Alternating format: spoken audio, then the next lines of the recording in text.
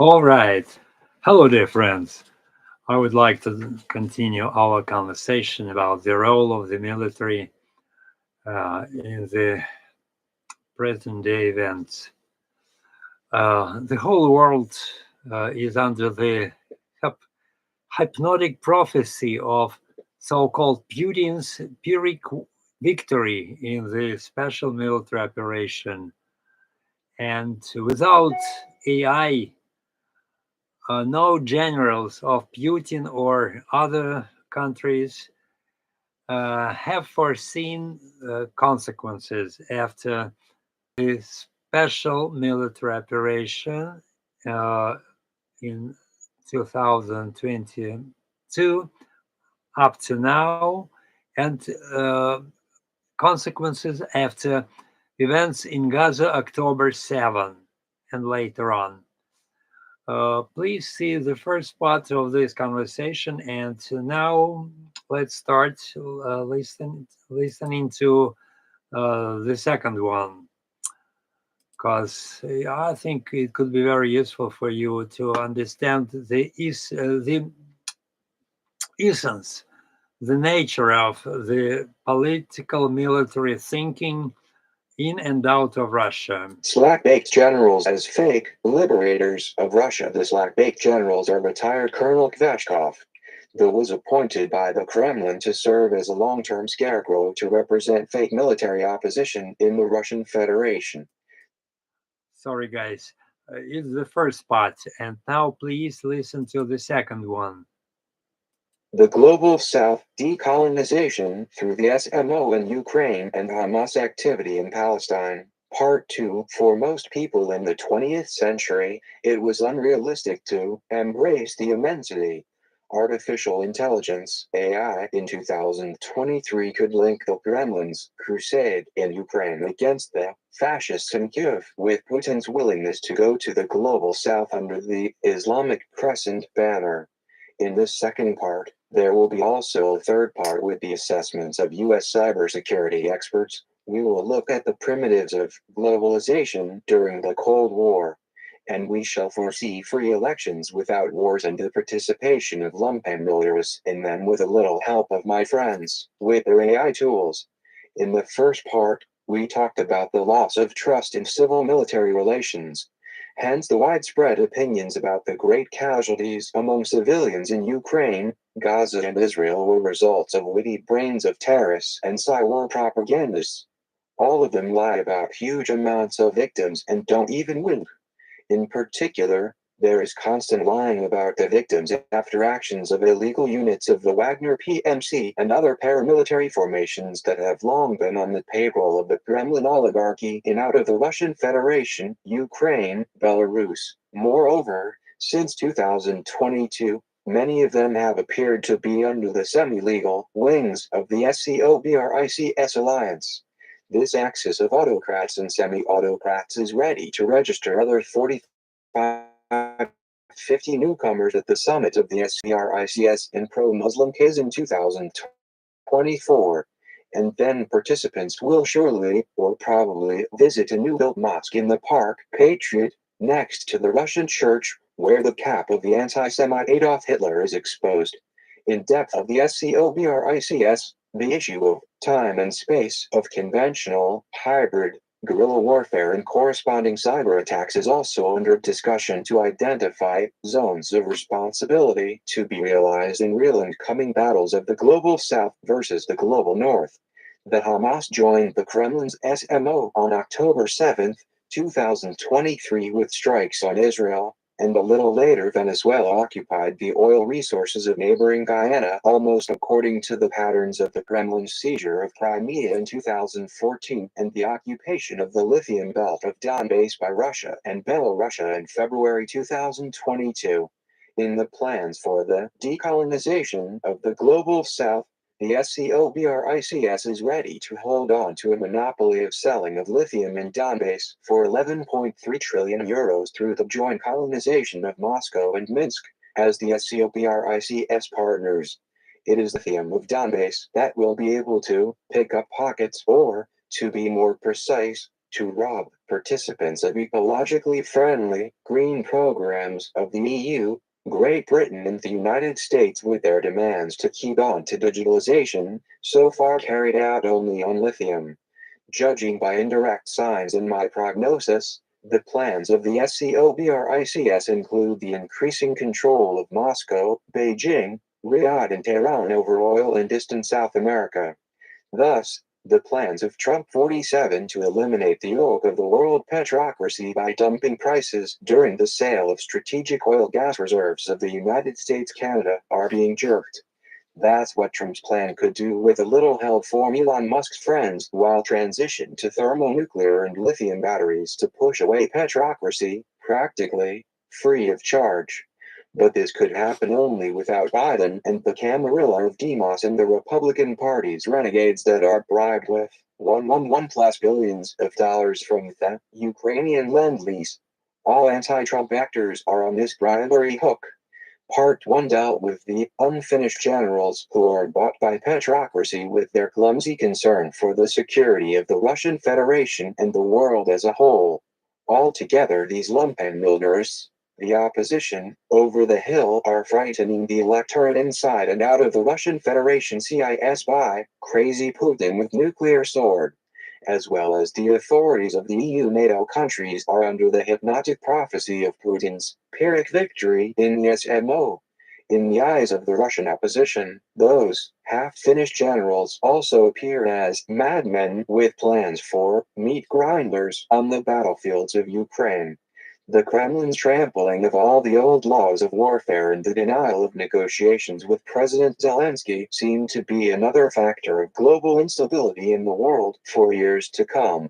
The very foreign opposition, politicians and their media structures abroad also thinks in the old way when dumbing down the electorate with the old-fashioned nuclear Talmudism of the 20th century. Many of them are Kissinger's disciples in Ukraine and Israel. They are the ones who turned out to be simpletons in the face of the realities of cyber warfare in the 21st century. Kissinger himself admitted himself to be such a simpleton before his death. His last books and speeches say that cyber warfare must be conducted virtually, preventing real strikes of both small and fatal mortal force. In the United States and Israel, there was complacency about cyber wars, and it was passed over onto the rank and file of armed forces of Ukraine and even Israel. All past victories over Saddam Hussein or Osama bin Laden turned out to be zilch on a counterattack in the Lithium Belt in summer-fall and on October 7th in Gaza during Hamas attacks under the roar of the Islamic and anti-Semitic public rallies around the world, thanks to cyber wars. No generals, finished or unfinished, could have foreseen such consequences from the SMO in 2022-23 in Gaza October 7, 2023. None of the 52 friends of Ukraine countries was able to foresee and prevent failures of President Zelensky during the counter-offensive strikes in the Donbass and southern Ukraine in the fall-winter campaigns of 2023. The lithium of Donbass remains in the mouth of the crocodile of Putin, the many-faced, according to neural networks in Japan. There are at least 2 doubles. And today there are as many as 16 photos of fake Putin on the web. It is against this background of cyber wars that there is a real, and not an ostentatious hardening of morals in the army and society of Ukraine, the Russian Federation, Israel and the United States. And although fake news in the format of psychological warfare is constantly going on, it does not cancel the presidential and other elections in 2024 in 70 countries of the world. The FBI has been already training personnel for the monitoring over those countries for counteractions against open and hidden U.S. enemies in those 70 countries using its OpenAI techniques, which can allegedly be mastered in one day. The FBI will start right after getting money from the Congress at the expense of Zelensky's generals' plans. In this case, generals of all stripes are simply unclaimed in any election. Calculations of neural networks, IAI, are still chewing on the unpopularity of beasts in military uniform and the sweetness of the whip of special services. For example, This has already happened to Eugene Prigozhin's amusing rebellion and death thanks to the efforts of AI. In the summer, neural networks in the hands of the Kremlin's special services indexed the low level of radicalism of the armed forces in society. It allowed Putin the many-faced with many clans and cliques to declare on December 14th the continuation of the banquet with Putin's doubles since March 17th up to March 20th, 2024. And at the same time, the immunity of Hamas after the events of Gaza October 7 will probably get an invitation to the SCOBRICS summit in Kyiv 2024. Such a decision is possible, while ignoring anti-Hamas protests in the world, which, alas, are much smaller than the pro-Hamas ones. But the advantages of the generals over any civilian opposition are that they do not blame each other for all the troubles. As today in Ukraine, where we are talking about the removal of President Zelensky by the fired generals for the collapse of so-called counteroffensives in fall and December. If Prime Minister Netanyahu in Israel is dismissed by anti-Zionists and Yarmulkes, the same could happen with President Zelensky after the military coup. The generals have weapons and professional solidarity. Opposition politicians and activists in Israel, Ukraine, Belarus and the Russian Federation do not have weaponry, except voting ballots. The opposition has too many goals and methods to achieve them. But all of them, alas, are in the paradigm of centrism or ders Havnost, super-pooper sense of superiority, which does not frighten either Kiev, Moscow and Minsk. The generals who were unfinished and vice versa decorated with medals under Putin and Zelensky have less sense of ders Havnost, but it has not disappeared at all. The finished generals Shoigu and Gerasimov figured out and foresaw many tips from the Pentagon and the CIA to their generals inside the armed forces of Ukraine and the security service of Ukraine on how to conduct combat operations in 2022 and 2023.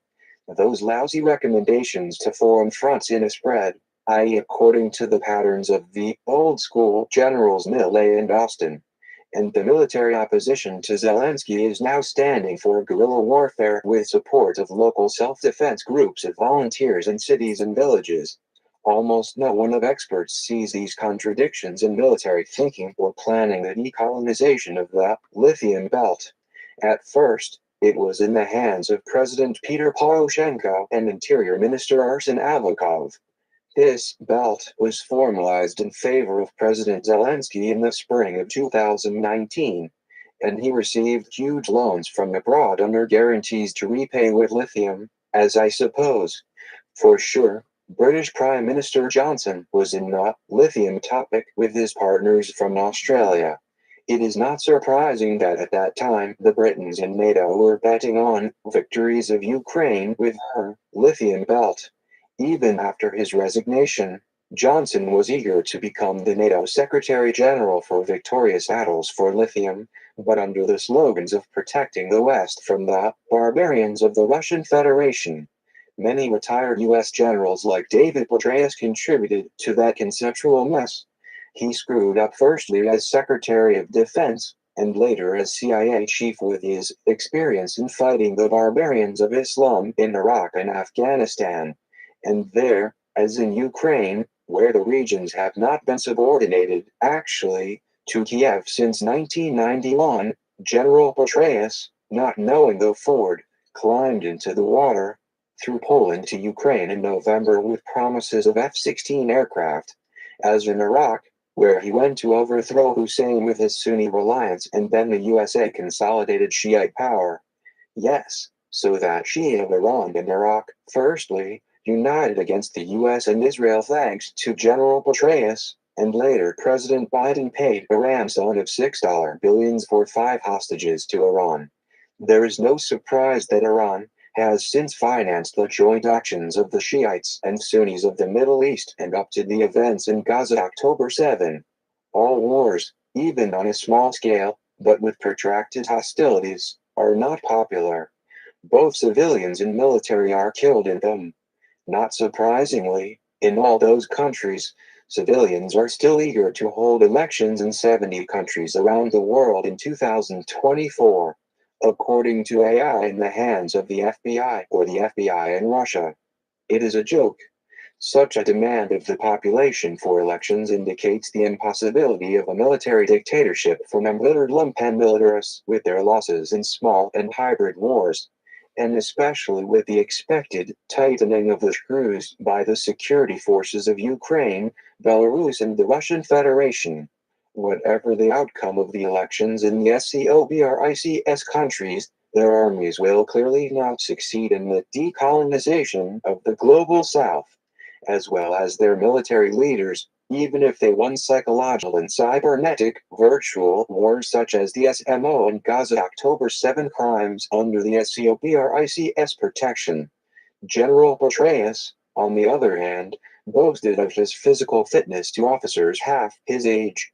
This white superiority did not save him from resignation even before General Austin in power. He is lucky, because Boris Nemtsov, under the supervision of the armed forces of Russia under President Yeltsin, was simply shot in the back near the walls of the Kremlin. Since then, there have been no such military radicals as Boris Nemtsov in the opposition circles of the Russian Federation. But they exist and ready to show up, not in Ukraine but sooner in regions of the fragmenting Russia. For example, the Hoover Institution experts argue that democracy, in principle, is unfriendly to any military successes, and, especially, they are hostile to any military conspiracies in the context of a collective obsession with world domination. Applying this to the Russian Federation, it can be assumed that with the expansion of the Russian world, the military's craving for decolonization of the global south.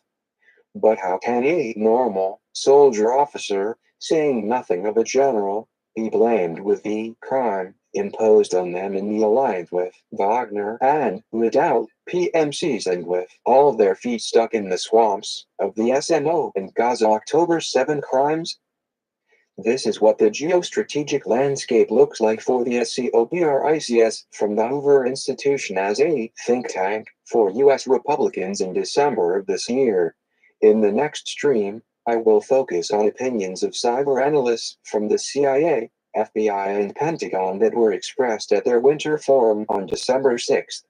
If we summarize the opinions of these and other U.S. experts on their work with AI on the SMO and the Gaza October 7 events, we get the following. The Kremlin is an agent of chaos under Putin and increases the importance of petrocracy with its military actions. Putin's most recent meetings in the Middle East and in the Kremlin confirm this. The fake victories of the unfinished generals in summer, as well as the real victories of Generalissimo Stalin and General de Gaulle, did not save their peoples from the strengthening of Russian fascism and Islamic radicalism by 2024. Reliance on AI with maximum openness of the good guys like Elon Musk against the bad ones is the key to the better cybersecurity in the 21st century. The global south. All right. That's it. And I would like to know your opinion on this opinion of mine. Please keep writing and passing these materials to other concerned analysts. Well, see you. Bye-bye.